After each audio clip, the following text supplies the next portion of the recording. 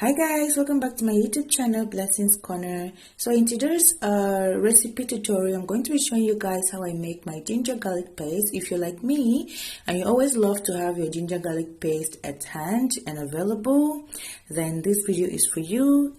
Keep watching.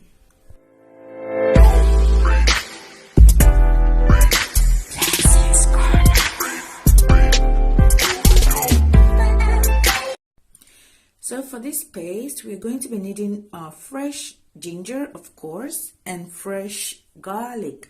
So it depends on how you want it. If you want it to have more ginger taste and smell, add more ginger than garlic. If you want it to have more garlic taste and smell, add more garlic, okay? So this is the amount I'm going to be using. And you know how much ginger and garlic smells on your hands? So I decided to use gloves instead of using my bare hands. Okay, it's going to help with the smell, although you can wash your hand with lemon, but this is going to make the smell less on your hands. So I just go ahead and peel my garlic.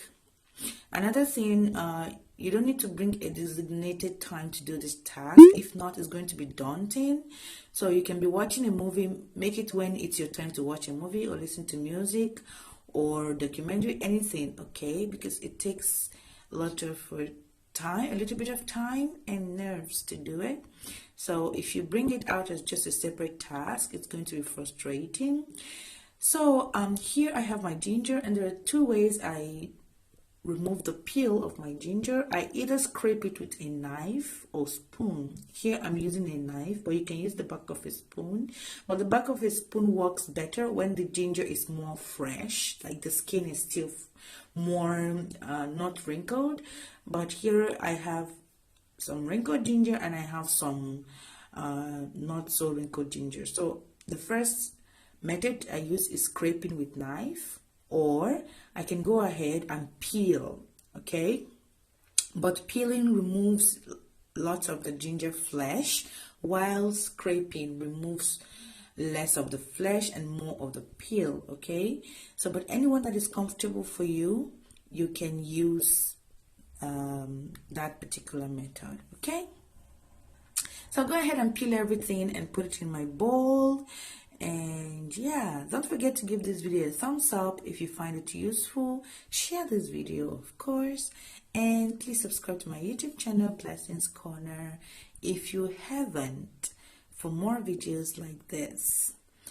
So just go ahead and peel all those gingers and garlic and you'll be good to go.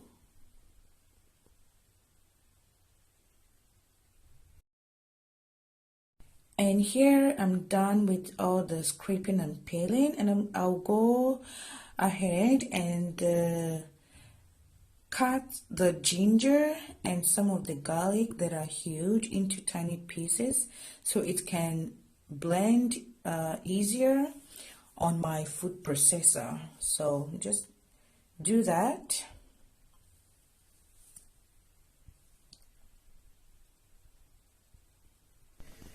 Once you're done with that, go ahead and wash your ginger garlic and then put it into your blender or food processor. Anyone you have, just make sure that the strength is meant for things like this so you don't break your equipment.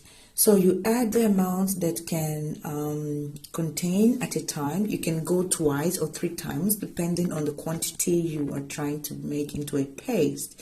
Then I start with very low pressure just to break it down into tiny pieces before I gradually increase the strength or the pressure of my processor or your blender, and then you just go ahead and blend it.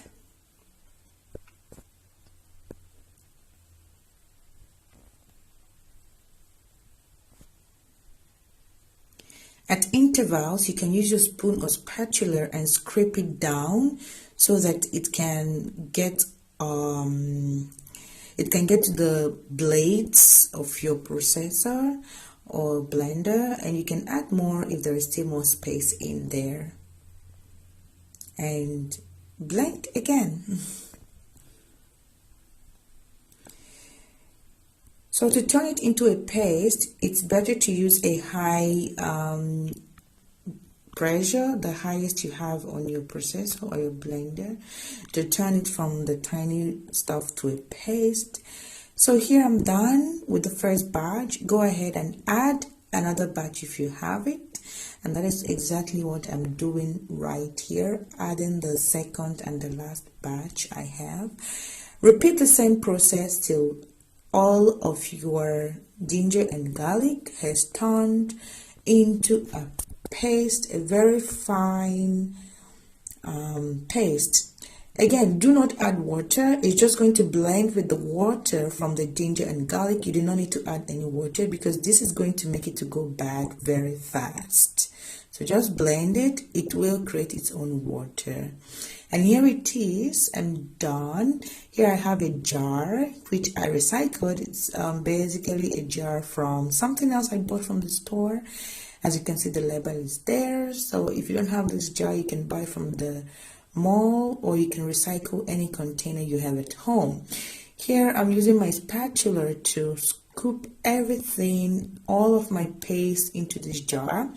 So you can add salt to your ginger garlic paste if you want, but I didn't want to add it because I want to know the amount of salt in when I'm cooking, so it won't run off my mind. You can also add turmeric for color, and it also helps it to preserve its color, because if you don't, you will notice within days that this ginger garlic paste will turn green. It's still okay, but if you don't want to see it green, you can add turmeric to give it a yellowish color.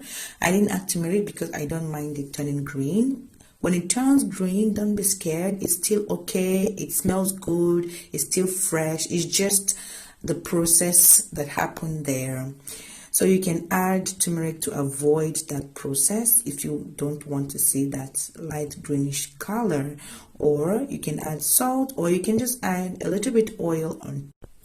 Go ahead and close your jar very tight, and this can stay for up to 3 months, 4 months, 5 months in most cases. If you like this video, don't forget to give it a thumbs up, share, and subscribe.